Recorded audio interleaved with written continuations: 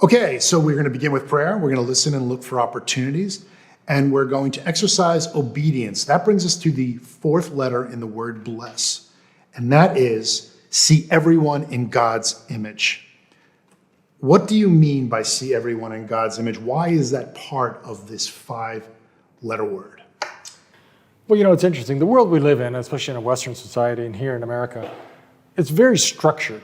Everything, our work is structured. We have a president, a vice president, a manager, a worker. And there's a hierarchy in our church. There's a hierarchy. Almost everywhere you go, there's a hierarchy. What kind of car do you drive helps define the hierarchy on the street.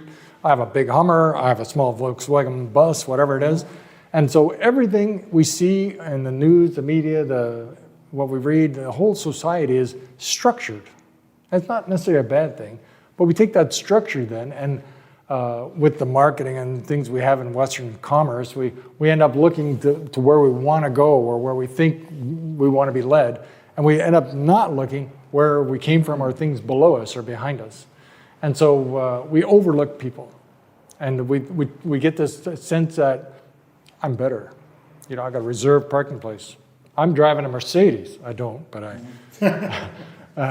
or I have this. Or I live on this street. My kids go to this school.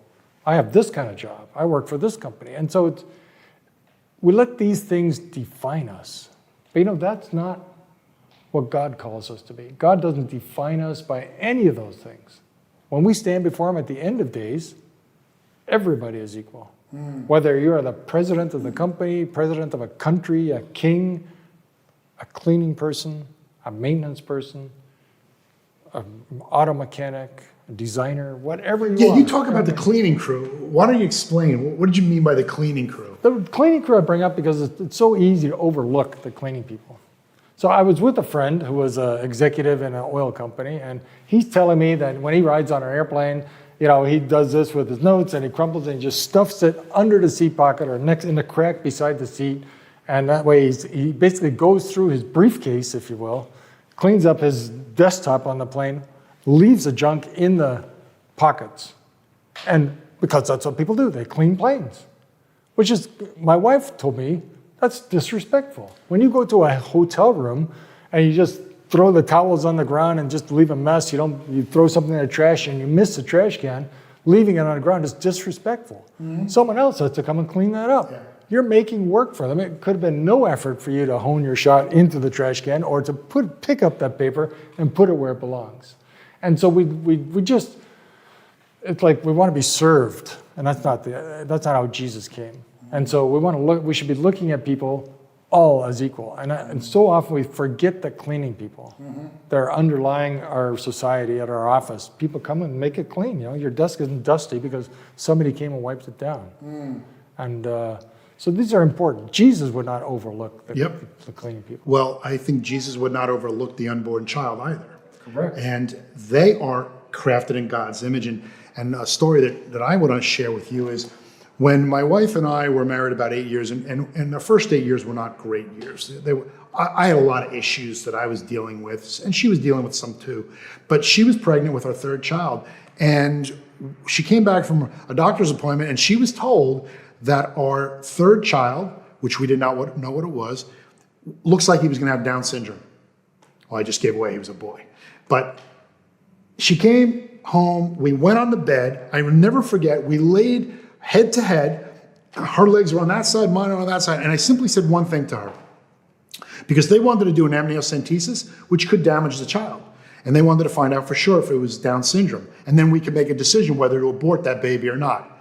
And I said to my wife, well, if we don't believe in abortion, in fact, we believe that he's crafted in God's own image, this child, then why would we go through the test anyway? When that child is born, are we going to love him or her any less? And she just said, absolutely. And that was it, done. Well, that boy is 25 years old today. He's as healthy can be, and he's not a Down syndrome child. But they wanted us to abort. Yeah. Every single human being is built in God's image. And even when they come out and maybe they're torn and tattered, God still has a plan for their life. And I believe that plan is going to affect your life in a powerful way. It all depends on the attitude you take towards it. Yeah, and God's put us in different positions. You know, there's a book in the Bible, a book of Esther, which if you read, I challenge you to read that book. It doesn't look like it even belongs in the Bible. It's about a beauty contest, and the king wants a new virgin for his queen. And how and along the way, the Jewish people are going to be destroyed. And at some point, Esther's uncle says to her, how do you know that you haven't been put in that position for a time like this to speak up? He's telling her, go speak to the king, which was not allowed. And you know, God's put us in different positions for different times. And as you said, all people are equally valuable, including the unborn, who already are made in God's image. And we have a responsibility to speak up, to see them all as equal, to help them, to spread God's love to all of them. And you know, one of the questions, of course, is, well, if we do that, aren't people going to take advantage of me? Right? And but you know, it's not really our issue to worry about who's going to take advantage of us. Do you know the parable of the sower in the Bible? The sower is spreading the seeds, and some of it goes in the weeds, some of it goes on the path, and some of it goes in the good soil, and some of it goes on the dry soil.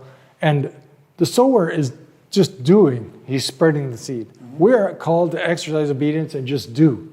But some of those seeds are going to go in the weeds. They're going to be taken advantage of. It's not going to work out the way that we think it should work out. When we're called to do the good things, when we're called to serve other people, to see all people as equal in God's image, and exercise our obedience, when we get out there and do things, we don't need to worry about people taking advantage of us. We don't need to worry about what our friends think, but we also don't need to worry about, well, maybe it's better to do it this way. Maybe I should use my time and resources over there instead of over there. When God's put the prompting on our heart, and we see it, and we know it, and we prayed for it, we just need to do it. And so where people are in the pecking order, if I'm taking time to talk to somebody low down, what people think is low down, or higher up, that's not my choice. You know, I told you I was in the Bahamas, and somebody was sailing down and had shipwrecked their boat. They lost their boat. It washed up. They got caught in some wind. They had too much line out. The boat swung up against the rocks, smashed against the rocks. Water came on board. There was this full of water inside when the guy got out of the boat. And as he got out of the boat, he came out, he got rescued, and he came to this place where many sailors were gathered. And I thought, as a Christian, and I was involved with the beach church in the Bahamas, I thought, you know, maybe I should do something. I felt this prompting. Again, out of my comfort zone. What do I want to talk to this guy for? He's shipwrecked his boat, you know. He'll probably want money, or he'll probably want help, and I don't feel like giving it. You know, that's how we think, right?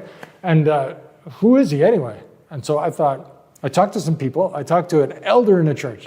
Yeah, and he told me, I talked to this guy, and you know, the guy's a little bit questionable. I talked to somebody else, a local community leader, and she said, oh no, stay away from that guy. And I'm like, why do I have this prompting to talk to this guy? So I walked over to the beach where people were gathered, and I talked to somebody. I said, who's the guy that got shipwrecked? It's that guy over there. And the guy was, if you imagine a homeless person living under a bridge, that's what this guy looked like. That's what the cover of his book was. I'm a homeless guy living under a bridge. And you know, for a moment I thought, oh man, I don't want to talk to him. Smoking a cigarette, missing a tooth. But I thought, you know, I got the prompting, and even though other people, Christian and social connected people, said, stay away from this guy, I thought, I'm going to go talk to him. I talked to him, I sat to him, and I just, hey, tell me your story. I'm interested in your story. And if you don't mind me asking. And what happened? You know, I teach a seminar about how to anchor your boat, and maybe I can help you. And so I did end up helping him a little bit, but his boat was wrecked. And along the way, you know, the cover of the book says he's homeless, but he had a boat. Yeah, he sold everything. His wife had died, and he said he actually gave away his motorcycle, he gave away a car, he gave away his stuff, sold the rest, and bought the boat. I'm thinking, first, in a human point of view, okay, I've judged the guy where he is in the pecking order, and well, no wonder you're at the bottom because you're giving everything away. You know, that's not right. But you think of what would Jesus do? This guy was a better example of how Jesus might handle his resources than me or any of the friends I knew. And so then I talked to him some more, and I said, would you be willing to speak to some people? And he gave a little seminar and talk, and it was very, very encouraging. I said, is there any way we can help you, the community of boaters? He said, no, I got it. And so I had one last coffee with him before he went back to the U.S., and he was going to fly back and with his dog. And he had his little bag with him and his dog. And he's looking homeless. I'm thinking, I'm going to buy the guy coffee. It's the least I can do. And I sat there and, I bought him the coffee and we sat down. And he started talking about money. And I'm like, here it comes. He's going to ask me for money. And you know what he said? I've got $40,000 in my bag here. I can't take it back to the U.S. I don't know what to do with it. Can you give me some advice? I was floored. I'm thinking the guy's homeless. We judge people. Yeah. He's got 40 grand in his bag. He went back and he wanted to help him just how to handle it. In the end, he wanted to wire it. And he couldn't wire it because the Western Union wasn't operating there anymore, and the bank wouldn't let him open an account. I think he put it in a safety deposit box. But my antenna were all whirled. He's going to ask me for money. Yeah. In fact, he wanted me to help him with his money. Wow. And that man was such an example, such an inspiration. And had I not gone to speak to him, had I not seen all people as equal, I would have missed that opportunity. Yeah, Matthew says, do not judge lest you be judged. Everybody needs to be seen in God's image. Do you do that? It's hard, right? But let's not prejudge. Let's care about every creature that God has placed on this earth. Let's go to some questions now.